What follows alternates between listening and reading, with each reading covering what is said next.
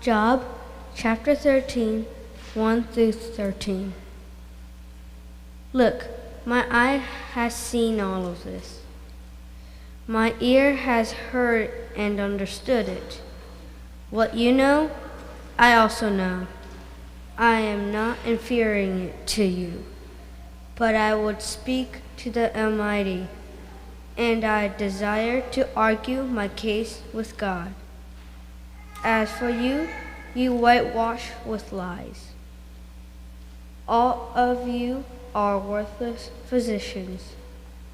If you would only keep silent, that would be your wisdom. Hear now my reasoning, and listen to the pleadings of my lips. Will you speak falsely for God and deceitfully for him? Will you show partiality toward him? Will you plead the case for God? Will it be well with you when he searches you out? Or can you deceive him as one person deceives another? He will surely rebuke you if in secret you show partiality. Will not his majesty terrify you, and the dread of him fall upon you? Your maxims are proverbs of ashes. Your defenses are defenses of clay. Let me have silence, and I will speak, and let come on me what may. The story of Job is one that is powerful and confusing. Job offers us this vision of God that is compelling. And yet it is a vision of God that is so often at odds with the God that we understand. Job gives us a vision of a God who toys with a man's life as if it were nothing. Job gives us a vision of the Satan who seems chummy with God and who does God's bidding. So I thought, in order to talk a little bit about the lessons of lament that we get from the book of Job, it would be helpful to have a little overview of the entire book. And I'm going to try to give you an entire overview of the book of Job in about 2 minutes, if anybody wants to time me. Job is structured like a folk tale that is trying to answer two essential questions. It is trying to answer the question whether or not God is just, and it is trying to answer the question of whether or not God controls the universe according to justice. What the book never tries to answer, but we keep trying to fit in there, is Job never tries to answer the question, why do bad things happen to good people? We really want the book to answer that question, but instead it leaves us still wondering at the end as to the why. To understand Job means to not understand the story literally. It is presenting us a God who is like a king overseeing a great court. And petitioners come to God. Petitioners that are called sons of God, or perhaps angelic beings, coming to God with these petitions. And one of them is known as the accuser. In Hebrew, it is Hasatan. The accuser comes to God and challenges the righteousness of Job. God has called Job the most righteous, so the accuser comes and says, I challenge you, God. take everything away from Job and he will no longer be righteous. He is only righteous because you have made his life so good. This leads God to allowing the accuser to curse Job's life, to see if Job will still be righteous if he lives a cursed life rather than a blessed one. So everything that Job valued is taken from him, and Job responds. And the response is formulated as three friends of Job come to him and question him. And they try to get to the root of why Job's life has suddenly taken a turn for the worse. And after this back and forth between Job and his friends, we have a back and forth between Job and God. And in that back and forth between Job and God, we begin to see the true nature of the divine. In our reading today, Job is responding to the accusations of his friends, and he uses a phrase that I love. Job says, "I want to argue my case before God." And if you want a good definition for lament, I think that's it. That a lament is a desire to argue one's case before God. When Job's life was falling apart, it would have been easy for Job to reject God, to say he wants no part of God if God is not going to bless him with everything he wants. It would have been easy for Job to blame himself, to look at the state of his life and to think that he is the problem. But instead, Job takes the harder task of going to God in prayer, of having that heart-to-heart with God, of bringing his case to the divine. I know it's nice for us to have answers, so I'm going to let you in on the answers that we get at the end of Job. Because the end of Job answers those two questions as to whether or not God is just and to whether or not the world is run according to God's justice. And the answer is perhaps satisfying, perhaps not. But yes, God is just, we learn by the end of Job. But we also learn that justice for God is a whole lot more complicated than we imagine. It is more complicated than the good prosper and the wicked are cursed. God shows Job that he and his friends were always thinking of things in terms of absolutes, that the world was black and white, good or evil, and that God instead sees so many more shades of gray. God also reveals that the universe that God created is not set up in such a way as to minimize or avoid suffering. God doesn't really get into the why of that, simply to state that the universe is designed according to a principle of God's beauty, rather than according to the avoidance of suffering. And God does this by referring to two creatures that were created, Behemoth and Leviathan. Two ancient creatures that God describes as definitely not safe, but absolutely beautiful. And that is how God sees creation, not as a place of safety, but as a place of beauty.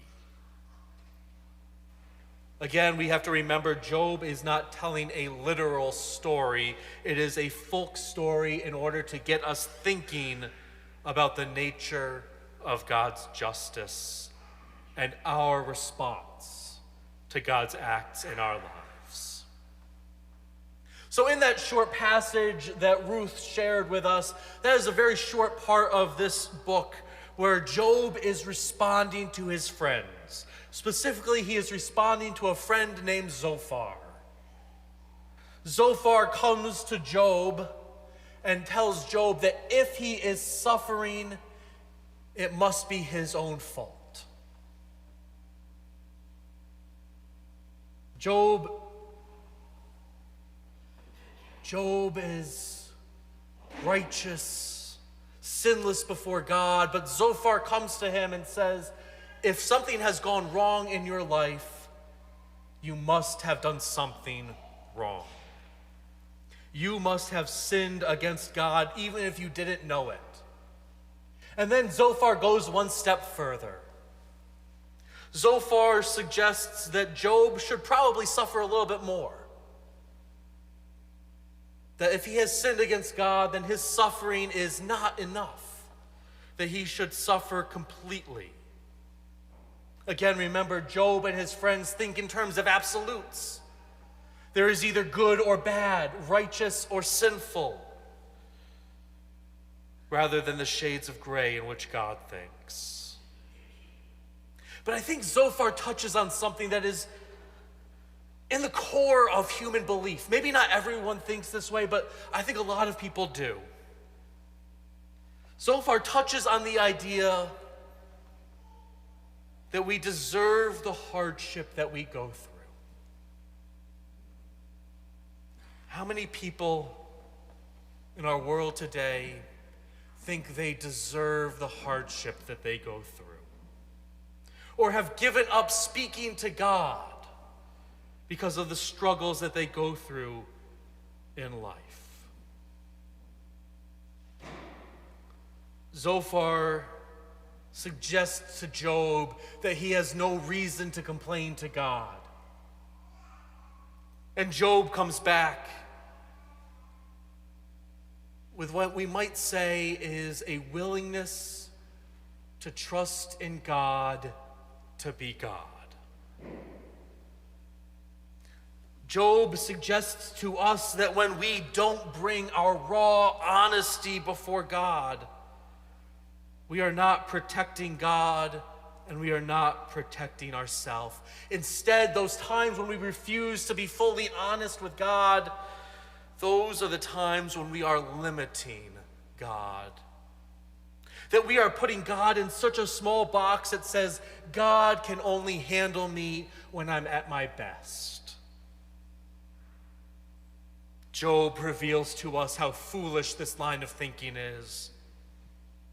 Job reveals to us that we can let God be God and trust in the loving nature of God. I heard a definition of the Sabbath once that kind of stuck with me. That the Sabbath was one day a week when we let God be God.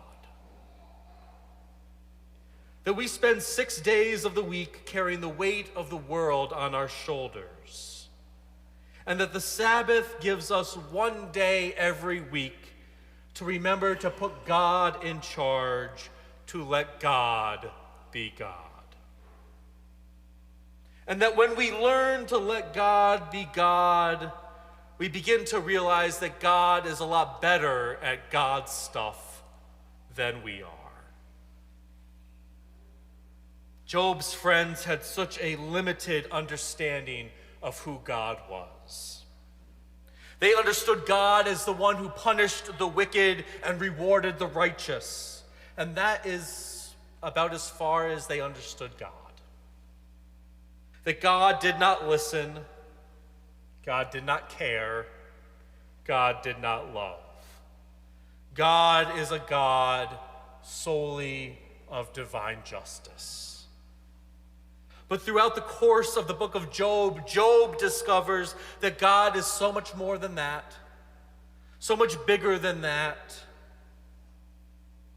And Job only realizes the true nature of God's love when he is willing to be raw and honest about the struggles he is going through with God. I think there's a lesson here, a lesson that we can take away from the way that Job and Job's friends respond to the struggles in Job's life. I think the lesson we might take away is that oftentimes our first instinct when we see someone that we care about going through hardship is to first start thinking, how do we alleviate that hardship? How do we end the struggle in somebody else's life? That is so often our first instinct, to eliminate the suffering that this world dishes out. But part of the story of Job is learning that sometimes we can't explain suffering and sometimes we can't end it. That there is some suffering in this world that we simply need to live through. That we can't always fix everything that we go through. Sometimes the only thing that we can do, and sometimes this is the best thing that we can do, is to simply say that we are going to be present with one another in times of struggle and hardship. That we might not be able to fix it, we might not be able to solve all the problems, but we can be present with love with those who go through hardship. I'm reminded of all the times I have sat in a hospital room with somebody who has just received that diagnosis, somebody that has just come through surgery, somebody who's still sitting there with questions unanswered. And so many times I sit there, I think that we should have solutions, we should have an ability to do more. But that sometimes the best thing we can do is simply show up and be there with one another through the hard times. That sometimes we don't need to have the answers, but we always need to have the compassion. You see, Job's friends, people like Zophar, they came with the answers. They thought they knew the nature of God, so they thought they knew all the right answers. They thought they knew why Job was struggling. Maybe the reminder for us is that sometimes there's no reason why life is as hard as it is. Sometimes that's just the way things are. And that maybe we are being reminded that instead of coming up with answers like Job's friends do, our job as a people of faith is to simply show up with care, with compassion, and with that permission to lament in honesty. And that our job is to trust in God with our lament. To trust that God is not only big enough to handle it, but God is loving enough to listen. To listen to the cry of our hearts. That maybe the point isn't fixing the problems. Maybe the point is simply knowing there is a God who listens. Let's be in prayer together. Holy and faithful one, we come to you with our laments, with the honesty of our lives, the hurts and the pains and all the broken places. And maybe our prayer today is not to be fixed, but simply to know that you are listening, that you are listening to the cry of our hearts. Lord, help us to listen to one another. Help us to listen with compassion and care and holy love. In Christ I pray.